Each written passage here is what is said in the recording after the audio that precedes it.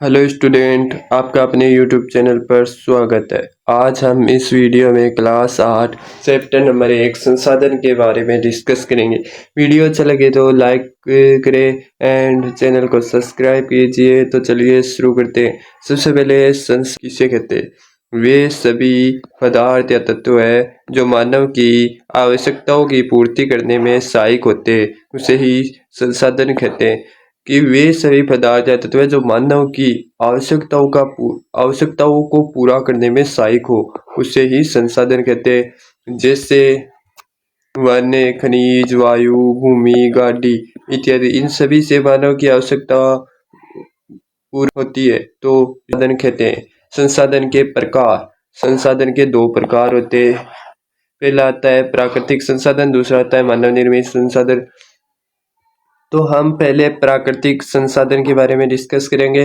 प्राकृतिक संसाधन किसे कहते हैं? वे संसाधन होते हैं जो प्रकृति से सीधे प्राप्त होते हैं और जिनका निर्माण मनुष्य नहीं करता, उन्हें प्राकृतिक संसाधन कहते हैं।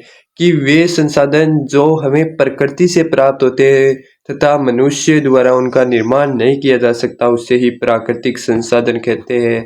उदाहरण जल, वायु, मिट्टी, वन, खनिज, पशु, कोयला, पेट्रोलियम, प्राकृतिक गैस आदि ऐसे उदाहरण हैं जिनका निर्माण प्रकृति के द्वारा होता है। इनका निर्माण मनुष्य नहीं कर सकता है, इसलिए यह प्राकृतिक संसाधन कहलाते हैं। प्राकृतिक संसाधन के मुख्यतः दो प्रकार होते हैं। पहला आता है नवीनीकरण संसाधन, दूसरा आता है अनवीनीकरण संसाधन। पहले हम नवीनीकरण संसाधन के बारे में डिस्कस करेंगे। तो नवीनीकरण संसाधन वे प्राकृतिक संसाधन जो प्रकृति द्वारा कम समय में पुनः प्राप्त या पुनः निर्मित किए जा सकते हैं, नवीनीकरण संसाधन कहलाते हैं। कि वे प्राकृतिक संसाधन जो प्रकृति द्वारा कम समय में वापस प्राप्त हो जाते, उन्हें नवीनीकरण संसाधन कहते हैं। उदाहरण जल, वायु, सूर्य का प्रकाश, वन, जैव संसाधन आदि। 2 नंबर पर आता है अनवीनीकरण संसाधन। अनवीनीकरण संसाधन वे संसाधन होते हैं जो प्रकृति में बहुत लंबे समय में बनते हैं और एक बार उपयोग में होने पर जल्दी से पुनः प्राप्त नहीं किए जा सकते, उन्हें अनवीनीकरण संसाधन कहते हैं। कि वे संसाधन जो प्रकृति में वापस बनने में बहुत समय लेते हैं और एक बार उपयोग में लेने के बाद पुनः प्राप्त नहीं किए जा सकते। उदाहरण कोयला, पेट्रोलियम, प्राकृतिक गैस, खनिज आदि। 2 नंबर पर आता है मानव निर्मित संसाधन।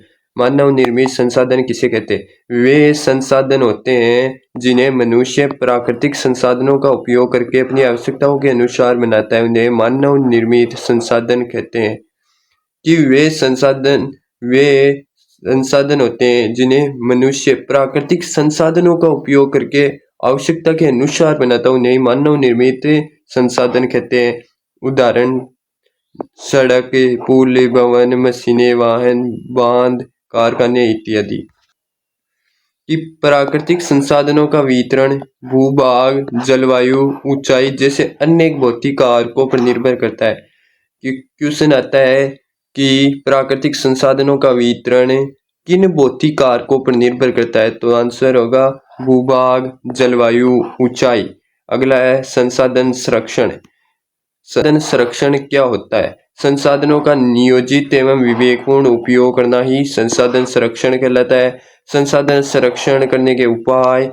तो संसाधनों का विवेकपूर्ण उपयोग करके, पुण्य चक्रण को बढ़ावा देके, वृक्षारोपण करके, जल संरक्षण करके, ऊर्जा की बचत करके, विवेकपूर्ण उपयोग करके। कि संसाधनों का उपयोग योजना बनाकर करना चाहिए, वृक्षारोपण करना चाहिए, जल का संरक्षण करना चाहिए, ऊर्जा की बचत करना चाहिए।